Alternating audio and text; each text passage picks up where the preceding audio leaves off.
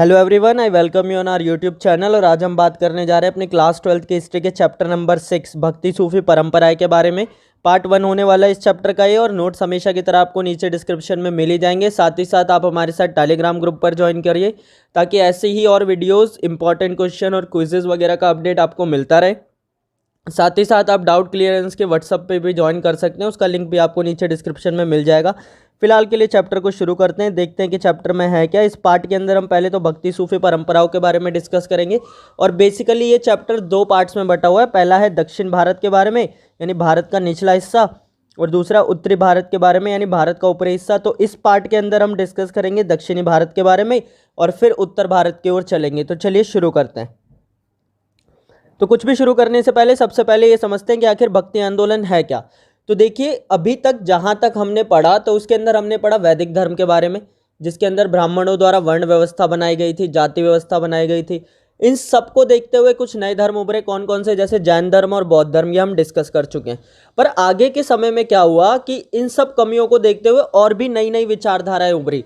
कुछ और नए लोग उभरे जिन्होंने अपने अपने रास्ते दिखाए कि इस तरीके से आपको जीवन जीना चाहिए, इस तरीके से सब कुछ करना चाहिए। तो बेसिकली कुछ और नए धर्म क्या हुए, विकसित हुए, कुछ और नए धर्म क्या हुए, उभरे। तो इन सब धर्मों ने जैसे विकास किया, अपना प्रचार किया, उसी को बोला जाता है क्या, भक्ति आंदोलन। तो इसका मतलब ये हो गया कि उस समय जो प्रचलित धर्म था ना, ठीक है, उसकी कमियों को देखते हुए कुछ नई विचारधाराएं उभरी, और उन नई विचारधाराओं ने कैसे अपना विकास किया, यही था क्या, भक्ति आंदोलन। तो भक्ति आंदोलन का मतलब है नई उभरी हुई विचारधाराओं का विकास और प्रसार, इसी को बोला गया क्या, भक्ति आंदोलन। तो उस समय प्रचलित जो धर्म था, जैसे कि वैदिक धर्म था, उसके अंदर क्या क्या समस्याएं थी। देखिए, सबसे पहली समस्या थी जाति व्यवस्था की। आपको पढ़ाया मैंने ये सब बिल्कुल अच्छे से, पिछली वाली वीडियोस देखिए, आपको सब क्लियर हो जाएगा, लिंक मैं डिस्क्रिप्शन में दे दूंगा। भेदभाव की व्यवस्था थी, अस्पृश्यता यानी अनटचेबिलिटी थी, सती प्रथा जैसी समस्या थी, अभी हमने पढ़ा था पिछले चैप्टर के अंदर, वर्ण व्यवस्था थी। तो इन सब वजहों से क्या था, उस धर्म के अंदर कुछ क्या थी, कमियां थी। तो इन्हीं सभी कमियों को दूर करने के लिए क्या हुआ, कुछ नई विचारधाराओं का उदय हुआ। इन कमियों की आलोचना, इन नई विचारधाराओं ने इन कमियों की आलोचना की और अपने अपने रास्ते दिखाए। तो इसी को बोला गया क्या, भक्ति आंदोलन। तो एक बार जरा भक्ति के मार्ग के बारे में देखते हैं। भक्ति के मार्ग का क्या मतलब है कि किस तरीके से भक्ति की जा सकती है। तो भक्ति करने के मुख्य रूप से 2 तरीके बताए गए उस दौर में, ठीक है। पहला था निर्गुण भक्ति और दूसरा था सगुण भक्ति। निर्गुण भक्ति और सगुण भक्ति में डिफरेंस क्या है। देखिए, एक तरफ आप इमेजिन कीजिए हिंदुओं को, जो क्या करते हैं कि मूर्ति पूजा करते हैं, यानी भगवान होते हैं, उनकी मूर्ति होती है, और वो उनकी क्या करते हैं, पूजा करते हैं। यानी उनके सामने भगवान की क्या होती है, एक इमेज होती है, और वो उस इमेजिनरी की क्या करते हैं, पूजा करते हैं, ठीक है। दूसरी तरफ अगर हम देखें सिख धर्म के अंदर, तो उसके अंदर क्या होता है कि वहाँ पर ना तो कोई मूर्ति होती है, ठीक है, और ना ही कोई ऐसी इमेज होती है जिसकी पूजा की जाती है। तो बेसिकली वो किसकी पूजा करते हैं, निराकार भगवान की, यानी इस प्रकृति की, यानी जिसका कोई आकार नहीं है। तो यही है क्या, निर्गुण और सगुण। तो देखिए, निर्गुण वह सभी लोग जो ईश्वर को निराकार मानते हैं। निराकार का मतलब वो ये मानते हैं कि ईश्वर का कोई आकार नहीं है, ईश्वर हर जगह है, उसका कोई आकार नहीं बनाया जा सकता, ठीक है, और ईश्वर का कोई रंग रूप नहीं है। इन्होंने क्या किया, मूर्ति पूजा का विरोध किया, और इन्होंने कहा कि जो भगवान से मिलने का सबसे सही तरीका है ना, वो क्या है, ध्यान करना और स्मरण करना। तो बस आप इतना सिंपल सा याद रखिए कि जो मूर्ति पूजा करते हैं वो सगुण हो गए, जो मूर्ति पूजा नहीं करते वो क्या हो गए, निर्गुण हो गए, ठीक है। तो निर्गुण में कौन कौन से आ गए, देखिए, गुरु नानक जी थे, कबीर दास जी थे। उन्होंने मूर्ति पूजा का समर्थन कभी नहीं किया। उन्होंने कहा कि नाम स्मरण करो, ध्यान लगाओ, उसी तरीके से आप भगवान से क्या हो सकते हो, कनेक्ट हो सकते हो, ठीक है। उदाहरण के लिए जैसे मैंने अभी आपको बताया कि सिख धर्म में किसी मूर्ति या व्यक्ति की पूजा नहीं की जाती, बल्कि निराकार भगवान को माना जाता है। निराकार का मतलब है निराकार, यानी जिसका कोई आकार ना हो, ठीक है। दूसरे थे कौन से, सगुण। तो वह सभी लोग जो ईश्वर को साकार मानते हैं, साकार का मतलब कि जिसका आकार होता है, ठीक है, वह सगुण कहलाते हैं, ठीक है। ऐसे ही लोगों द्वारा क्या की जाती है, मूर्ति पूजा की जाती है। अब जैसे मीराबाई है, कालिदास है, ये सब क्या थे, सगुण विचारधारा के समर्थक थे। इनके बारे में अभी हम आगे पढ़ेंगे। और उदाहरण के लिए जैसे हम देखें तो हिंदू धर्म में भगवान की मूर्तियों की पूजा की जाती है, तो हम भी क्या मानते हैं, साकार भगवान को मानते हैं, क्योंकि हम करते हैं, मूर्ति पूजा करते हैं। आगे देखते हैं। अब भक्ति की प्रचलित परंपराएं कौन कौन सी थी उस दौर के अंदर, यानी कौन ज़्यादा फेमस था। देखिए, वो मैंने आपको तरीके बता दिए कि इस तरीके से आप भगवान की पूजा कर सकते हो। उस समय चल क्या रहा था वो देखते हैं हम। तो उस दौर में क्या होता था कि देखिए, 2 तरीके की थी, एक तो थी महान और एक थी लघु, तो कहने का मतलब क्या है कि देखिए अब इसको समझने की कोशिश कीजिए कि एक बड़ी व्यवस्था थी। बड़ी व्यवस्था वो थी जिसके अंदर सभी जो बड़े बड़े लोग थे, उच्च वर्ग के लोग थे, अमीर लोग थे, वो जिसे फॉलो करते थे ना, वो महान व्यवस्था थी। ठीक है, कौन कौन? जो उस दौर के अंदर अमीर लोग हुआ करते थे, जो बड़े बड़े लोग हुआ करते थे, वो जिसे फॉलो करते थे ना, वो कौन सी व्यवस्था थी? वो थी महान व्यवस्था। ठीक है, इसके अंतर्गत वैदिक धर्म को शामिल किया गया, यानी जिसे अब हम हिंदू धर्म बोलते हैं, वो उस समय वैदिक धर्म बोला जाता था, तो उसे शामिल किया गया। ठीक है, इसके अंदर क्या होता था कि ब्राह्मणों द्वारा कही गई बातों का अनुसरण किया जाता था और देवी देवताओं की पूजा की जाती थी। दूसरे थे लघु। लघु वो थे जो कि ब्राह्मणों द्वारा बनाई गई व्यवस्था का पालन नहीं करते थे, बल्कि उनके खुद के छोटे मोटे देवी देवता हुआ करते थे। ठीक है, और ऐसे देवी देवताओं का जो पूजा अर्चना थी वो निचले वर्ग द्वारा की जाती थी। तो इसके अंदर आपको एक सिंपल सी चीज़ समझनी है कि उसके अंदर समाज दो हिस्सों में बटा था। पहला कौन सा था? जो ब्राह्मणवादी व्यवस्था को मानते थे, अमीर लोग थे ज़्यादातर।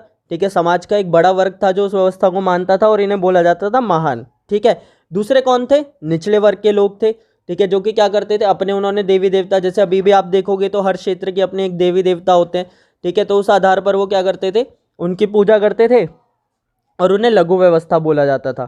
ठीक है, आगे चलकर क्या हुआ कि ये दोनों व्यवस्थाएं आपस में मिल गई। दोनों व्यवस्थाओं के आपस में मिलने का मतलब क्या है कि ये लघु और महान वाली व्यवस्था क्या हुई? आपस में मिल गई। और इसी वजह से क्या हुआ कि जो आप देखते हो बेसिकली कि हिंदू धर्म के अंदर इतने सारे देवी देवता हो गए, क्योंकि उन सबका क्या हो गया? समावेश हो गया, वो एक ही साथ मिल गई। तो आपको इसे ऐसे समझना है कि पहले एक तो वैदिक धर्म था और दूसरा क्षेत्रीय देवी देवता थे।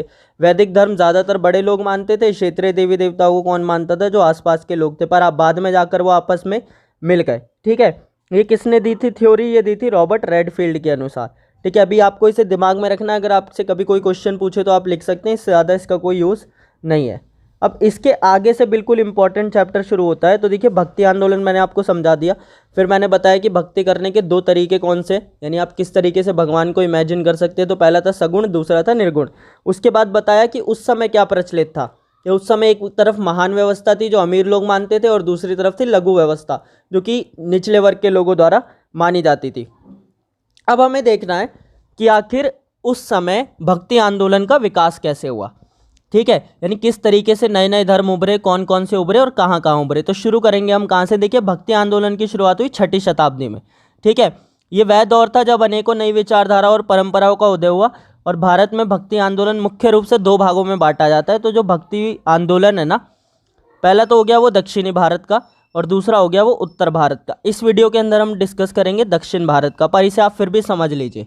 तो देखिए, दक्षिण भारत में ना दो मुख्य विचारधाराएं उभरी। पहली कौन सी थी? संत, और दूसरी थी वीरशैव, यानी लिंगायत जिसे बोला जाता है।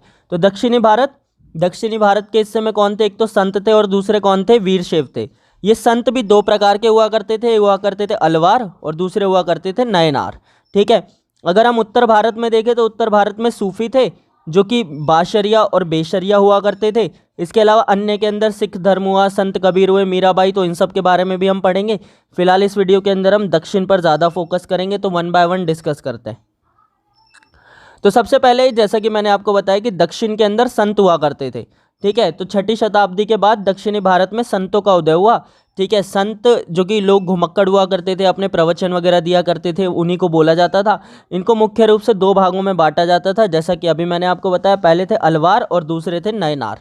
ठीक है, तो अलवार मुख्य रूप से विष्णु की भक्ति किया करते थे, यानी ये जो संत थे ये विष्णु को अपना भगवान माना करते थे। इनकी संख्या कितनी थी? 12 थी। इनके जो कुछ मुख्य संत, यानी 12 संत थे इसके अंदर मुख्य, पर उसमें से जो कुछ मुख्य संत के नाम है वो क्या है? नम्मलवार है, ठीक है, तोंदराडीपोड़ी और अंडाल, ये तीन क्या है? इनके मुख्य संत हैं, जिनका नाम आपको क्या कर रखना है? याद रखना है। थोड़े से अजीब नाम है, बट अगर आप एक दो बार प्रैक्टिस करेंगे तो याद हो जाएंगे। इसमें से जो अंडाल थी, ठीक है, वो क्या थी? वो फीमेल थी।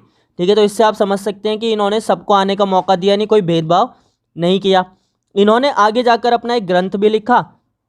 ठीक है, इस ग्रंथ का नाम क्या था? नलीरा दिव्य प्रबंधम। तो इसके ग्रंथ का नाम भी था, और इन्होंने अपना ग्रंथ लिखा, और इन्होंने इसे वेदों से भी ज़्यादा क्या बताया? इंपॉर्टेंट बताया और पवित्र बताया। दूसरी तरफ कौन थे? जैसा मैंने आपको बताया, नयनार। नयनार क्या हुआ करते थे? शिव के भक्त हुआ करते थे। इनकी संख्या कितनी थी? 63 थी। और इनके जो मुख्य संत थे वो कौन थे? देखिए, एक तो हो गया अपार समंदर, एक हो गए सुंदरार, और दूसरी हो गई करईकाल अम्मैयार। ठीक है, ये भी क्या थी? ये फीमेल थी। तो इस तरीके से इन्होंने भी कोई भेदभाव नहीं रखा मेल और फीमेल में। इन्होंने भी अपना एक ग्रंथ लिखा जिसे क्या कहा गया? त्वरम कहा गया। तो ये छोटी छोटी सी डिटेल्स आपको याद रखनी है। अगर आपसे कोई पूछे कि अलवर नयनार कौन था, तो ये दक्षिण के में विकसित हुए क्या थे, संत थे। ठीक है, आगे देखते हैं। अब राजा और संतों के बीच उस समय कैसी, देखिए उस समय तो राजा हुआ करते थे ना, दक्षिण के अंदर चोल, चेर और पांड्य वगैरह थे, जैसे मैंने आपको पहले वीडियो में बताया भी था।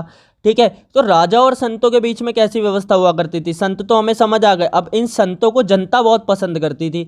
ये जनता के बीच बहुत ज़्यादा क्या थे, लोकप्रिय थे। ये लोगों को जाकर अच्छी अच्छी बातें बताते थे। इनकी विचारधारा क्या थी कि ये बोलते थे कि सब समान है।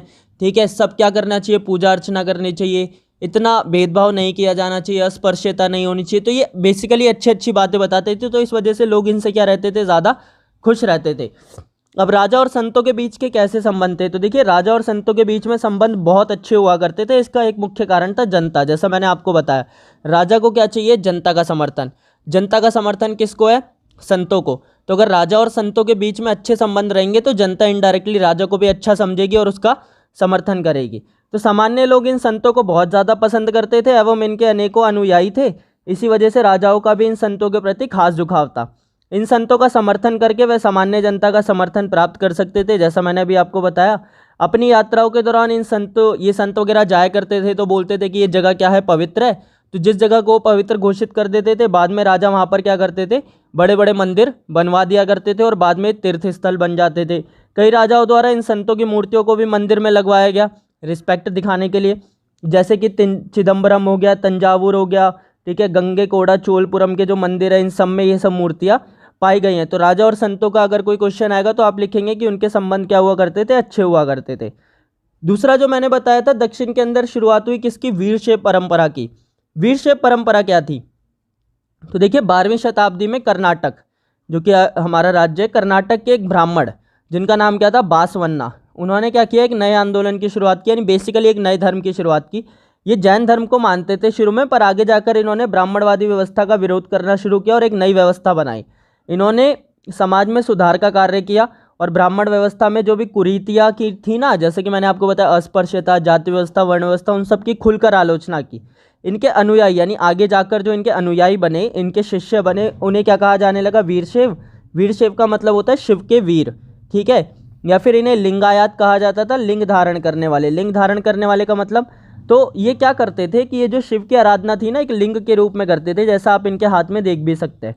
ठीक है, इस समुदाय में जो पुरुष होते थे ना, वो क्या करते थे, इस लिंग को एक छोटे से चांदी के डिब्बे में डालकर, ठीक है, उसे अपने बाएं हाथ पर धारण किया करते थे, यानी बाएं हाथ के कंधे पर धारण किया करते थे। तो इसीलिए इन्हें क्या बोला जाता था, लिंगायत, यानी लिंग धारण करने वाला। ये था वीरशैव परंपरा के बारे में। इनकी विचारधारा के बारे में अगर हम पढ़ें तो इन्होंने अस्पृश्यता का विरोध किया, ये पुनर्जन्म में विश्वास नहीं करते थे, जाति प्रथा का विरोध किया, मूर्ति पूजा की मनाही की, शिव की भक्ति किया करते थे लिंग के रूप में। समाज में स्थान योग्यता के आधार पर, यानी इन्होंने माना कि जैसे वर्ण व्यवस्था में जन्म के आधार पर बंटवारा किया जाता था ना, इन्होंने माना कि ये बिल्कुल गलत है और जो व्यक्ति जितना योग्य है उसको उतने संसाधन मिलने चाहिए। विधवा स्त्री के पुनर्विवाह की व्यवस्था की। उस समय विधवा स्त्रियों का पुनर्विवाह नहीं किया जाता था, यानी दोबारा मैरिज नहीं की जाती थी अगर कोई क्या हो जाए, विधवा हो जाए। पर इन्होंने उसको भी क्या की, मंजूरी दी। और अंतिम संस्कार में ये क्या करते थे, बॉडी को जलाते नहीं थे बल्कि उसे क्या करते थे, दफनाते थे, क्योंकि इनका मानना था कि पुनर्जन्म जैसा तो कुछ होता नहीं है, तो इसी वजह से मृत्यु के बाद व्यक्ति शिव में क्या हो जाता है, लीन हो जाता है। तो इस तरीके से ये था आपका पार्ट 1। दक्षिण भारत के बारे में हमने पूरा डिस्कस कर लिया है। उत्तर भारत के बारे में नेक्स्ट वीडियो में डिस्कस करेंगे। नोट्स का लिंक डिस्क्रिप्शन में मिल ही जाएगा हमेशा की तरह। ज्वाइन कीजिए Telegram group, important question, quizzes वगैरह और वीडियोस के लिए। सब्सक्राइब कीजिए चैनल को ऐसी और वीडियोस के लिए। साथ ही साथ एक लाइक छोड़कर जाइए, क्योंकि आपका एक लाइक हमें मोटिवेट करता है ऐसी और वीडियोस बनाने के लिए। Thank you.